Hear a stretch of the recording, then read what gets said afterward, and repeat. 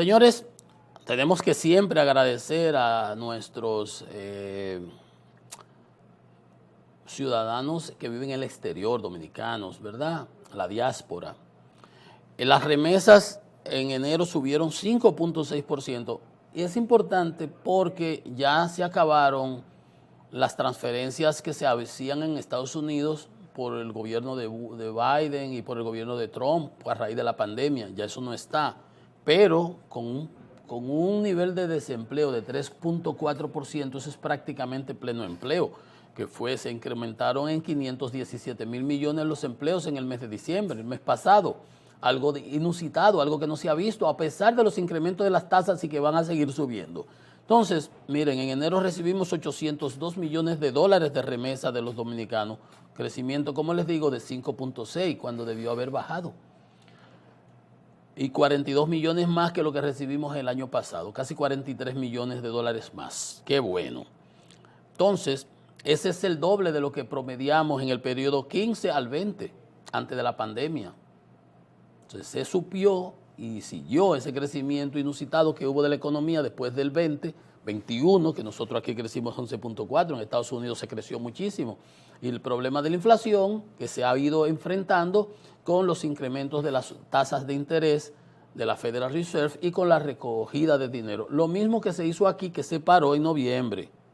En Estados Unidos ha seguido, aunque, vamos a ver ahorita, la inflación en Estados Unidos bajó a 6.3, 6.4, de 6.5 que fue el mes pasado, y nosotros tenemos 7.83, bajamos a 7.23 y todavía tenemos una inflación por encima y nosotros no hemos tocado desde noviembre la tasa de interés. Entonces es importante resaltar eso, que 439, ahora recibimos 802 millones de dólares de remesa de nuestros hermanos dominicanos que viven en el exterior, en Estados Unidos fundamentalmente, donde provino el 83%, pero también de España.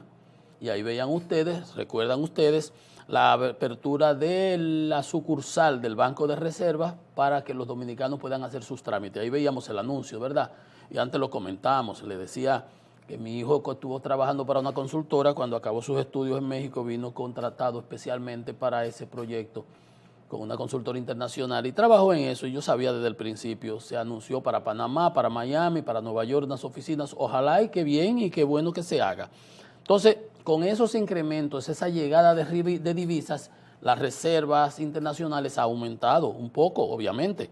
Tenemos 14.600 millones de dólares de reserva. El peso se ha apreciado, estuvo depreciándose un poco a finales de año, pero se apreció a 0.5%, la mitad de un 1 en el mes de enero. Eso es importante. Eso es importante. Gracias a la diáspora, a los dominicanos que viven en el exterior, que contribuyen. Lo otro ya son condiciones de nuestra economía competitivas que atraen inversiones, como son la inversión extranjera directa, mucho en turismo, zonas francas, ¿verdad? Las exportaciones, la producción agrícola, la producción de bienes que se exportan al exterior, todo eso también impacta el turismo, importantísimo. Bien, eso es bueno y gracias a la diáspora por esos envíos a sus familiares aquí que nos ayudan bastante. Una cosa que no está bien son las quejas del servicio eléctrico. Las quejas subieron comparado con el año pasado en un 80%, según la Oficina de Protección al Consumidor de la Superintendencia de Electricidad. Recibimos 50.763 quejas por mal servicio de las empresas distribuidoras. De esas 50.000 quejas, 22.900 fueron positivas, procedentes, como le llamamos nosotros. Procedentes, y posiblemente de las no procedentes, si fueron sometidos recursos de reconsideración para revisión, posiblemente salen algunas más de ahí. Pero lo importante es que a los usuarios se le acreditaron 26 millones de pesos por esas reclamaciones. ¿Ve usted? Entonces se incrementaron en un 34%. Eso es importantísimo, es un gran trabajo. Ese es el trabajo que tiene que hacer la Superintendencia de Electricidad a través de Protecom para mandarle la señal. Y en la población que reclame. Siempre hago el símil entre la Superintendencia de Electricidad con Protecom y Prousuario de la Superintendencia de Bancos. El 70% de las reclamaciones positivas por miles de razones. Por eso chequee su estado de cuenta, chequee su consumo. Si no está de acuerdo, vaya y reclame a la distribuidora, mande su carta. Si le dicen que no, que siempre le van a decir que no, coja para Protecon.